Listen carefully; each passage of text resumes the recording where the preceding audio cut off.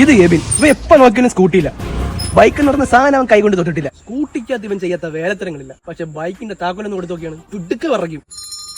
അത്ര പേടിയാണ് ബൈക്ക് ഓടിക്കാനോടത്തോണ്ടേ ഇവനും എന്റെ പെണ്ണ് കളഞ്ഞിട്ട് പോയടാ. ബൈക്ക് ഓടിക്കാൻ അറിയാവുന്ന ഒരുത്തനായിരുന്നു എന്റെ സങ്കല്പത്തില്. നിന്നെ പോലെ സ്കൂട്ടി മാത്രം ഓടിക്കുന്ന ഒരുത്തനെ എനിക്ക് സങ്കല്പിക്കാൻ പോലും പറ്റത്തില്ല. ഗായത്രി ബൈക്കില്ലെങ്കിൽ എന്താ വിജയണ്ണന്റെ കോട്ട് കാണാൻ പോവാൻ നമുക്ക്.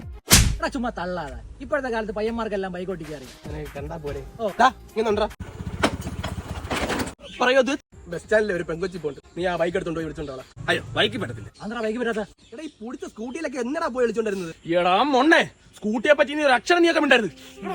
സ്കൂട്ടി എന്താണെന്ന് നിനക്ക് അറിയാമോടാ? നിന്റെ പുതുത്ത ബൈക്ക് പോലല്ല സ്കൂട്ടി. ഗ്യാസ് സിലിണ്ടർ വെച്ചോണ്ട് പോവാം. നിന്റെ വീട് വേണമെങ്കിൽ അതിന്റെ അകത്ത് വെച്ചോണ്ട് പോവാം. സ്കൂട്ടിയിൽ ക്ലച്ച് പിടിക്കേണ്ട, ഗിയർ ഇടണ്ട, നിക്കർ ഇടണ്ട.